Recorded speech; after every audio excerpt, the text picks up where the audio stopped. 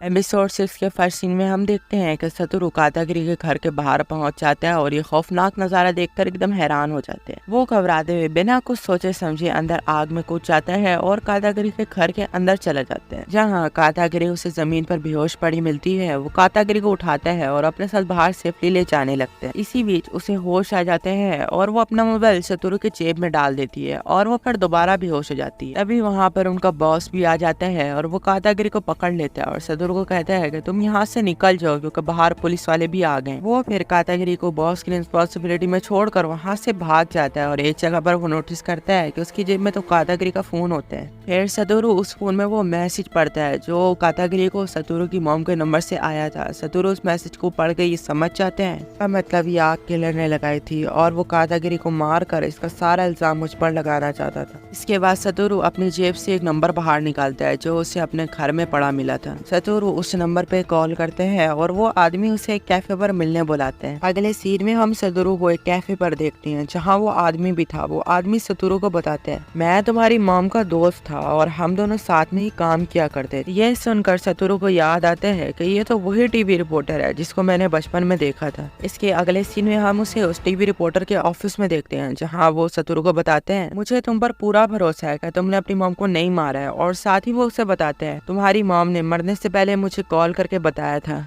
Kidnapping और murder के cases जो आज से 18 साल पहले हुए थे उनको अंजाम देने वाला किलर जिन छिन्नातोरी नहीं बल्कि कोई और था। वो आदमी आखिर था कौन, इसका बताने के लिए सतोरू की मॉम ने अगले दिन माकोतो को मिलने बुलाया था, लेकिन इससे पहले उनका रात को मर्डर हो गया। इसके बाद वो उसे बताते हैं कि 2 मार्च 1988 की रात को कायो की माँ और उसके बॉयफ्रेंड ने कायो को बहुत बुरी तरह से पीट कर स्टोर रूम में बंद कर दिया। इसके बाद वो उस स्टोर रूम से गायब हो गई। फिर कायो की माँ ने अगले दिन 3 तारीख की रात को ठीक 11:30 पर तुम्हारे घर कॉल की और कायो के बारे में तुम्हारी मॉम से पूछा। पहले पुलिस का शक तो कायो की मॉम पर ही था, पर पुलिस को स्टोर रूम के बाहर जूतों के निशान मिले जो बिल्कुल यूकी के जूतों की तरह थे। पुलिस ने सारे क्लूज को मिलाकर ये नतीजा निकाला कि उस रात यूकी ने कायो को स्टोर रूम से बाहर निकाल कर बेहोश कर दिया। उसके बाद उसके सर पर ठंडे पानी का स्प्रे किया ताकि वो ठंड के मारे मर जाए। बॉडी का टेम्परेचर 20 डिग्री कम होने पर वो मर चुकी थी, लेकिन इसके बावजूद भी उसने आधे घंटे तक इंतजार किया ताकि उसके बचने की कोई उम्मीद न रहे और सुबह होने से पहले उसकी लाश को वापस स्टोर रूम में रख दिया। अगले दिन तक जब उसकी माँ ने उसे मरा हुआ देखा वो काफी घबरा गई और उसकी लाश को उसने छुपा दिया और उसने ऐसे एक्ट किया जैसे कायो गुम हो गई हो। पुलिस ने यूकी को मुलजिम करार देकर उसे मौत की सजा दी, लेकिन कभी भी उसने अपना वाले जुर्म कबूल नहीं किया। ऐसे ही मिलती जुलती घटना पड़ोस के शहर में भी हुई, लेकिन जिन्हें भी पकड़ा गया वो सब यही कहते थे कि हम बेकसूर हैं और किसी ने भी अपना इकबाले जुर्म कबूल नहीं किया। जिस पर सतोरू कहता है इसका मतलब कि यूकी वो किलर नहीं था और बाकी सब भी बेगुनाह थे, मतलब कि सारों का किलर एक ही है और वो आज भी शहर में खुलेआम घूम रहा है। वो जानबूझकर क्राइम सीन पर ऐसे एविडेंस छोड़ देता है जिससे कोई बेगुनाह फंस जाए। जिस पर माकोतो कहते हैं एग्जैक्टली यही बात आज से 18 साल पहले मैंने की थी, लेकिन किसी ने भी मेरी बात पर यकीन नहीं की।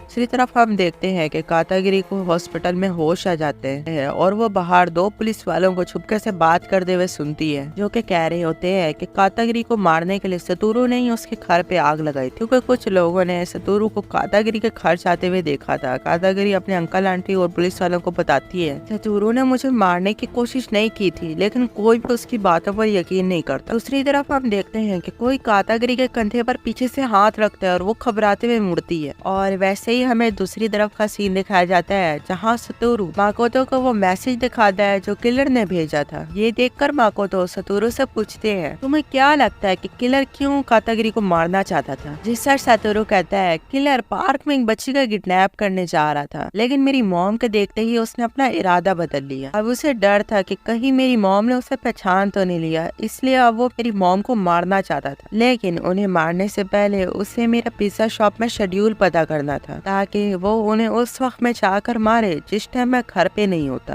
तो इसलिए वो शेड्यूल पता करने पिज्जा शॉप गया होगा और वहाँ पर कातागिरी ने उसका चेहरा देख लिया होगा। तो उसे कोई डर था कि कहीं वो आगे जाकर उसके लिए कोई प्रॉब्लम न बन जाए, तो इसलिए उसने उसे मारने का सोचा और उसकी मौत का इल्जाम भी मेरे साथ डालने का सोचा। दूसरी तरफ हम देखते हैं कि माकोतो पुलिस ऑफिसर से छुप के कातागिरी के रूम में पहुंच जाते हैं और अंदर जाने पर हैरान हो जाते हैं क्योंकि वहाँ कातागिरी की जगह उसकी मॉम होती है। कातागिरी की मॉम बताती है कि उसने मुझे सब कुछ बता दिया है, कोई इस पे यकीन नहीं कर रहा था, लेकिन मुझे अपनी बेटी पर पूरा भरोसा है, इसलिए मैंने उसकी जगह ले ली। इसलिए वो सतोरू से मिलने चुपके से हॉस्पिटल से भाग गई और हम देखते हैं कि कोई ब्लैक कलर की कार उसका पीछा कर रही होती है। दूसरी तरफ सतोरू को कातागिरी की कॉल आती है और वो उसे ब्रिज के नीचे मिलने बुलाती है।